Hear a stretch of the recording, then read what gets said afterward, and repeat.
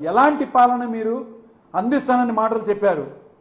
చెప్పేవన్నీ శ్రీరంగ నీతులు, అధికారంలోకి వచ్చే ముందు చేసేవన్నీ కూడా దూరేవన్నీ సానికొంపలన్న సామెత ప్రకారంగానే మీరు చేసేవి ఇవాళ ప్రత్యక్షంగా ప్రజలకు తెలియడానికి మీరు ఎంత కప్పిపుచ్చినా ప్రజల్లో అది పూర్తిగా మీరు చేసినటువంటి నిర్వాకం ఒక్కొక్కటిగా మీరు అధికారంలోకి వచ్చి ఏవైతే వాగ్దానాలు చేశారో అవన్నీ మర్చిపోయి వాటన్నిటిని చేయడానికి మీ దగ్గర బడ్జెట్ లేకపోవడం, తప్పుడు వాగ్దానాల అధికారంలోకి వచ్చి ఇవాళ వాటిని కప్పిపుచ్చుకోవడానికి డైవర్షన్ పాలిటిక్స్ మీద మీరు చేస్తున్నటువంటి నీచమైన రాజకీయం, నీచమైన పాలన ఇవాళ ప్రజలు చూస్తున్నారు.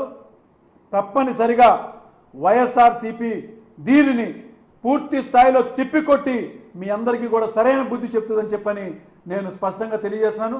తప్పనిసరిగా ఎలక్షన్ కమిషన్ దృష్టికి దీన్ని తీసుకెళ్ళడం జరుగుతుంది. మా నాయకులు ఎలక్షన్ కమిషన్ వారు న్యాయంగా దీని మీద స్పందిస్తే చాలా బాగుంటుంది. లేదంటే దీనిని పెద్ద ఉద్యమంగా కూడా మేము ముందుకు తీసుకెళ్ళి